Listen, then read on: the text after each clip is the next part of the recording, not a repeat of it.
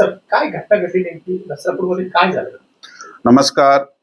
काल नसरापूर या ठिकाणी एक खूप दुर्दैवी आणि दुःखद घटना घडलेली आहे. यामध्ये एक अल्पवयीन 3.5 वर्षाची मुलीवर अत्याचार करण्यात आला आणि त्याची त्यामध्ये हत्या झाली.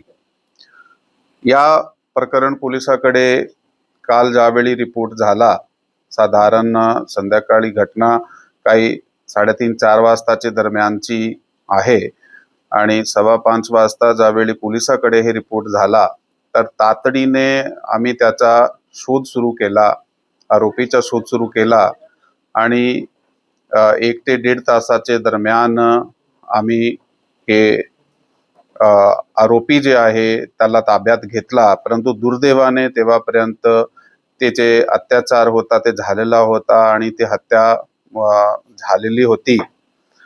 या प्रकरणामध्ये BNS कायद्याप्रमाणे 137(2), 103, 64, 74, 140(1), 140(3), पॉक्सो कलम 468-12 तहत FIR क्रमांक 169/2026 राजगड पोलीस स्टेशन या ठिकाणी दाखल करण्यात आलेली आहे.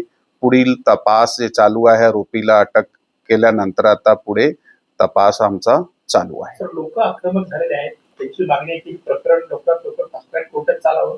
त्या दृष्टीनं काय तयारी केली आपण, काय करतो पुढे तपास?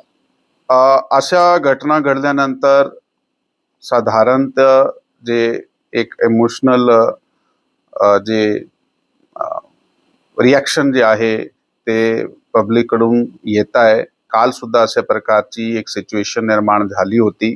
त्यामध्ये काही वेळापुरता लोक रस्त्याकडे आले होते. मग त्यांना समजून जाऊन सांगितलं गेलं आहे की आम्हीच तपास करणार आहे आणि ह्यामध्ये जे आरोपी होता त्याच्या बाबत काही कुठल्याही प्रकारची माहिती नव्हती.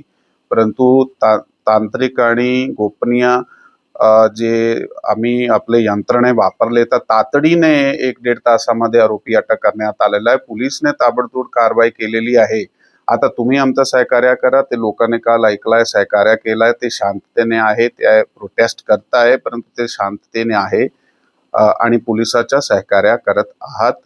आणि आपला जे म्हणणं आहे की नक्की या केस जे आहे ते तातडीने ह्याची चार्जशीट केली गेली पाहिजे, हे आश्वासन आम्ही काल सुद्धा लोकांना दिला होता आणि हे फास्ट ट्रॅक पद्धतीने चालला पाहिजे आणि आरोपीला सक्त जे पनिशमेंट आहे ते भेटली पाहिजे. यासाठी आम्ही प्रयत्नशील आहात. त्याप्रमाणे तपास आमची विशेष टीम करत आहे. ह्या आरोपीचे विरुद्ध अगोदर अशाही प्रकारचे गुन्हे आहेत. ते 1998 मध्ये त्याच्या विरुद्ध एक विनयभंगाचा गुन्हा होता. त्याच्यानंतर 2015 मध्ये त्याच्या विरुद्ध एक विनयभंग आणि पॉक्सो गुन्हा होता, ज्यामध्ये पॉक्सो आणि विनयभंगाचे कलम होते. त्यातून त्याचा 2019 मध्ये केसमधून ॲक्विटल झालेला आहे आणि हा 65 वर्षाचा व्यक्ती आहे. त्याची प्रवृत्ती तशी आहे असं आमचे तपासामध्ये निष्पन्न झालेलं आहे. तो डेली वेजर आहे, असाही गावात काम करता आहे, इकडे तिकडे काही ठिकाणी. जी